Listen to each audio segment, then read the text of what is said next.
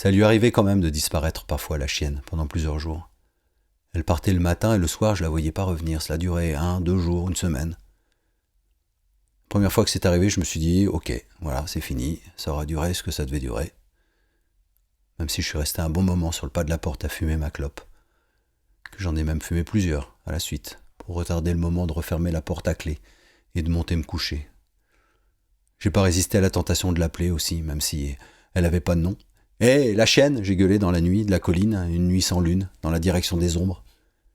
Et mes mots se sont juste perdus dans les ténèbres. Sur le coup, j'en ai voulu un peu. Je lui reprochais comme une sorte d'ingratitude. Je pensais parce que souvent on pense comme ça qu'elle me devait quelque chose. Elle est revenue le lendemain. Quand j'ai ouvert, elle se tenait assise à attendre devant la porte. Elle avait la gueule barbouillée, rouge sang. Elle n'était pas blessée. Elle avait certainement chassé des lièvres, avait enfoncé les crocs dans quelques ventres chauds. Elle est allée se coucher directement, en boule sur la couverture, la langue passant et repassant sur les babines, se léchant les pattes, nettoyant les restes de repas et de galopades nocturnes. Puis elle s'est endormie et n'a pas levé la gueule quand les premiers clients sont arrivés, pas ouvert une paupière au départ du dernier. Je la regardais avec sa gueule ensanglantée, sa gueule posée sur la couverture, sa gueule d'apaisement comme si de rien n'était. J'imaginais la chasse qu'elle venait de mener, toute la tension tendue vers les futures proies, la truffe cherchant l'odeur, les yeux scrutant l'obscurité et le mouvement, l'oreille écoutant les bruissements du paysage. J'imaginais s'enfonçant dans les zones de la nuit, là où elle seule savait se diriger, trottant sur des sentiers connus d'elle seule. Peut-être rejoignait-elle les autres qui rôdaient autour. Leur racontait-elle des choses sur moi? Ou bien ne se retrouvait-il que dans la concentration de la traque? Je les imaginais reformant la meute, encerclant les bandes de bouffeurs de trèfle, resserrant la nasse, implacable autour du gibier.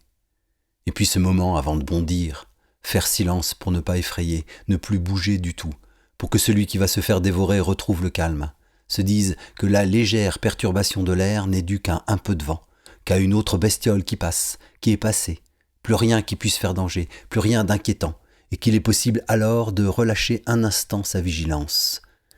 Mais il ne faut pas relâcher sa vigilance, jamais, car c'est alors trop tard. Car ne reste plus que des crocs qui s'enfoncent dans la gorge et des grognements de plaisir. Quelle peut être l'odeur, le goût du sang? Quel effet ça fait de sentir la proie se débattre et de serrer un peu plus la mâchoire, cette sensation des muscles serrés, des dents devenues étaux? Est-ce l'expression de la rage ou seulement la nécessité de la mise à mort? J'ai eu envie de la suivre une nuit, de l'accompagner. Elle avait pénétré mon territoire, je pouvais peut-être faire pareil dans le sien. Au moment de lui ouvrir pour une nouvelle course nocturne, j'ai dit bêtement « Attends, je mets mon manteau ». Puis j'ai ouvert la porte. Elle s'est aussitôt mise à courir. Je me suis mis à courir aussi. Je me suis cru chien un moment. Je me suis enfoncé dans l'obscurité de la colline. J'ai laissé la lumière du café dans mon dos. J'entendais le son de ses pattes devant qui tambourinaient le sol de terre et de tourbe. Je lui courais derrière. Je me suis retenu de l'appeler, de la retenir. J'essayais de la suivre, elle galopait. Je galopais comme je pouvais. Nous avons pénétré dans un petit bois, puis dans un renfoncement du paysage, pour finalement déboucher sur une lisière qui ouvrait alors sur un terrain plat. Sans hésitation, elle galopait toujours, traversait le champ, disparaissait, mais moi, courbé en deux, à bout de souffle, je ne pouvais pas faire un pas de plus. Je me tenais côte et je m'agrippais à un tronc pour ne pas tomber, pour ne pas m'écrouler sous mes 100 kilos que j'avais oubliés, et qui se rappelaient à mon bon souvenir. Les 100 kilos de cigarettes, d'alcool, d'années d'existence de l'homme sauvage, entassés dans mes jambes, mon ventre, mes bras. Quel imbécile j'étais. Elle avait déjà disparu, traversé une haie de broussailles un peu plus loin. J'ai cru ne pas réussir à retrouver le chemin du retour.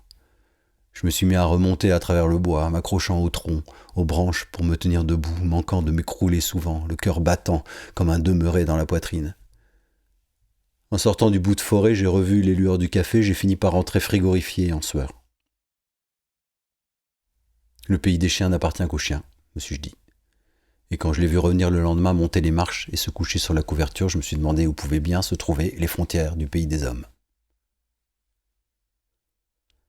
Là, elle est à mes pieds, étendue, comme si elle dormait encore, fatiguée de sa course longue, et moi, je fume. Je bois. Je me brûle les doigts aux braises des mégots, j'ai un peu la nausée, j'ai envie de me lever et de hurler à la nuit aux autres couchés dans les ombres, je suis désolé, tellement désolé. Anton est un con, Il n'a pas voulu lui faire de mal. Je suis désolé parce qu'on peut faire autrement. Il n'y a pas de raison que ça se termine comme ça. Il n'y a pas de malédiction entre les hommes et les bêtes. On peut faire autrement. Je sais pas comment, mais on peut faire autrement. Et là, il va falloir que je creuse ce putain de trou pour l'enfouir, elle, et puis ma colère, et qu'ensuite je tasse bien la terre par-dessus, à coups de pelle, à coups de pied, avec mes 100 kilos. Que je le referme ce trou maintenant qu'il est rempli de ma tristesse, pour l'empêcher de déborder. Et c'est ce que je fais. Je me lève et je hurle.